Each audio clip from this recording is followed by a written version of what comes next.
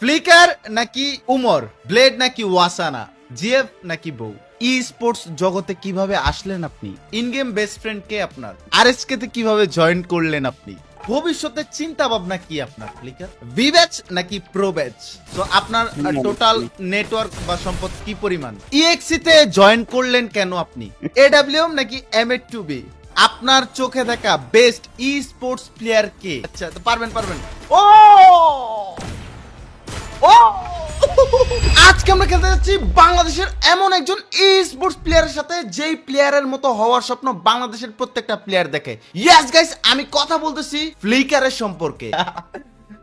ওকে, আমরা তাহলে প্রশ্নতে চলে যাই নাকি? ফ্লিকার, আপনার রিয়েল নাম কি? আমার রিয়েল নাম ওমর ফারুক। ওমর ফারুক। ওকে, পরিবারে কতজন সদস্য? এটা কি স্কিপ করা যায় না? ওকে, স্কিপ, ঠিক আছে। তার মানে এটা ব্যক্তিগত। ওকে, পড়ালেখা কত দূর? এরাও স্কিপ। এটাও স্কিপ, এত কিছু হাইট রাখতেছেন। ওকে, এজ 22। 22। ওকে, বুঝতেছ? ওকে, তারপরে জিএফ আছে? জি আলহামদুলিল্লাহ। ভাই জিএফ আছে, এটা নিয়ে আলহামদুলিল্লাহ বলতেছে ভাই। বউ বিয়ে করে ফেলছেন? অলমোস্ট। কি হোয়াট ফ্লিকার, আপনি বিয়ে করছেন?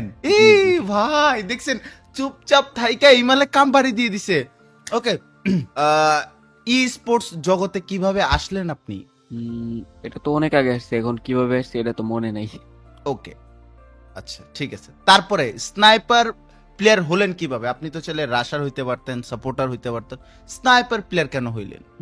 আমি 2020-19-এর দিকে আর কি আমি সব গানই ইউজ করার চেষ্টা করতাম, বুঝছেন? জি। সব গানই চালাইতাম, কিন্তু আমি মূলত রাশার ছিলাম।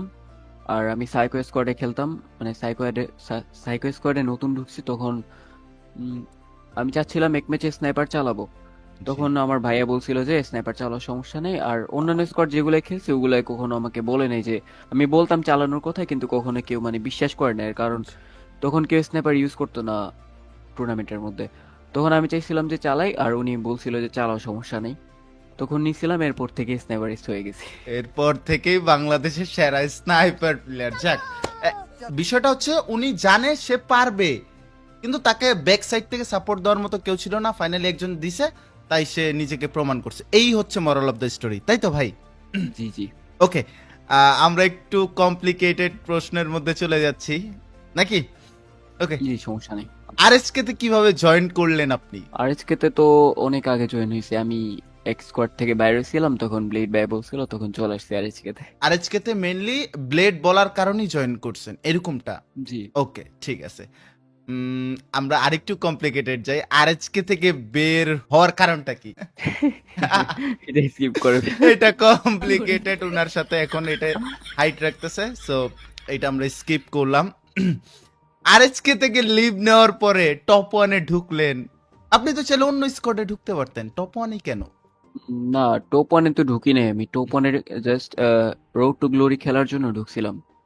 কারণ যে কোনো স্কোয়াডেই ঢুকে আপনার ইনফ্লুয়েন্সার চয়েস করতে হবে, এর জন্য ইনফ্লুয়েন্সার হিসাবে রাত ভাইয়া ছিল, ওনাদের স্কোয়াডটা ভালো ছিল, আর কোনো ইনফ্লুয়েন্সারকে আমি চিনিও না বা এরকম কিছু কেউ বুঝতে অ্যাপ্রোচ করে পারছি। নাই। তার মানে তোমরা এতদিন ভুল ভাবনা ছিল যে টপ ওয়ানের মধ্যে সে জয়েন করছিল। নো, সে শুধু রোড টু গ্লোরির জন্যই ঢুকছিল। ওকে,